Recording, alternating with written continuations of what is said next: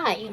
So in this video, I'm going to be talking about the books that I want to read this 2024. Actually not want, but I have to read them because they've been in my TBR since 2022 and that cannot go on.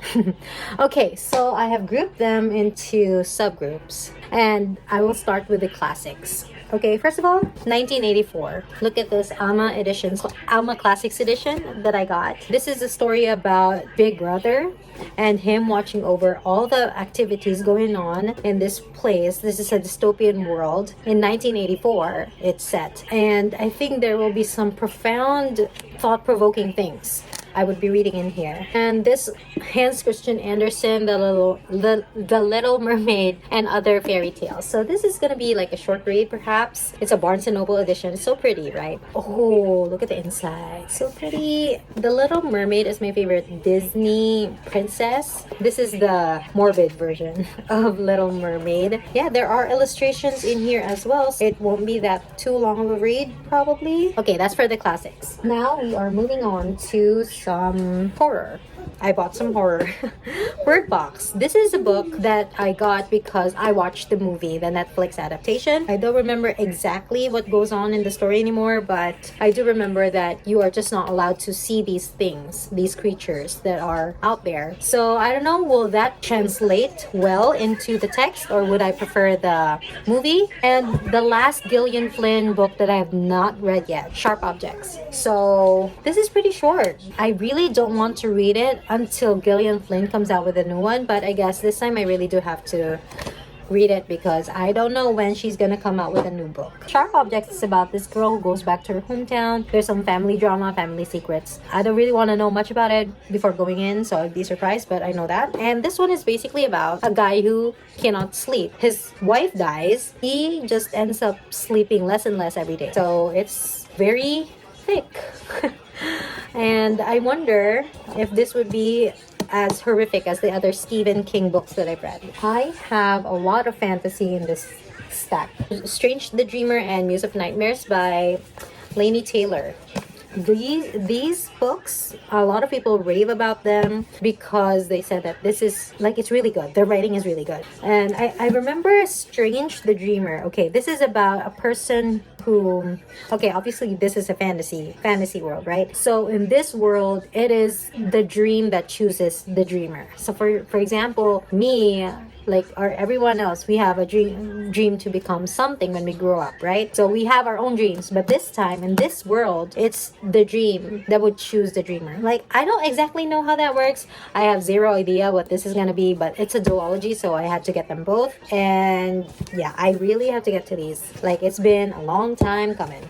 The Invisible Life of Addie Larue. This by V. Schwab. Okay, this is really intimidating for me. First of all, it's so long. Second of all, it's so hyped in my head. And I'm so scared because what if it doesn't live up to the hype? So I've been putting it off for a long time. But I guess I have to do this because obviously it's such an intriguing plot, right? A life no one will remember, a story you will never forget. This is about a girl who, she roams around the world for all eternity, but then no one remembers her until this one guy who she meets and he doesn't forget about her. So what is that about? So intriguing. I have the first book.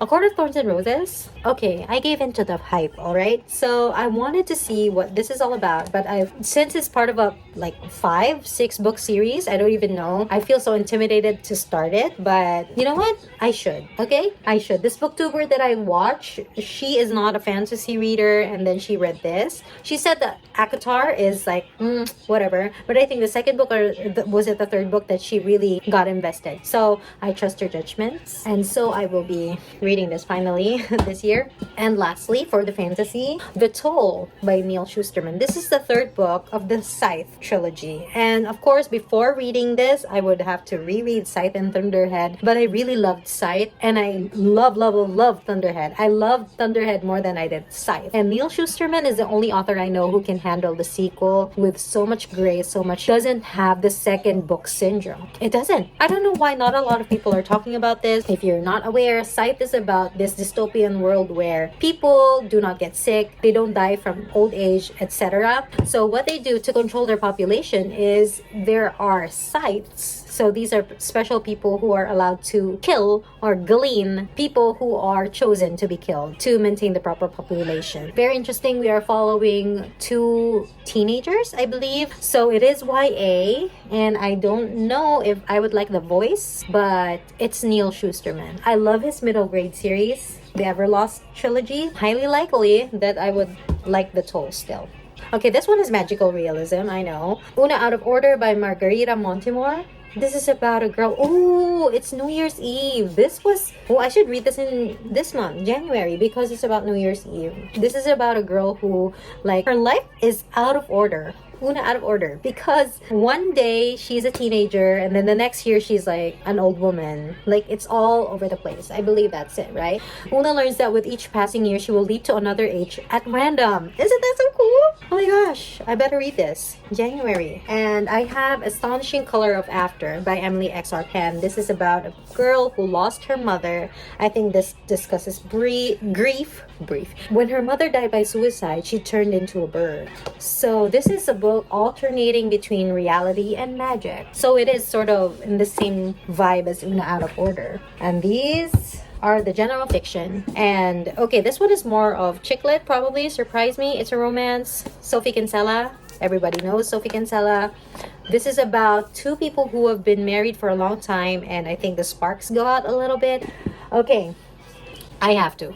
Malibu Rising by Taylor Jenkins Reid. She has not announced her next book yet. I don't know when it's gonna come out, but like with Gillian Flynn, I can't do it anymore. I have to read this. I mean, I don't want to, but I have to.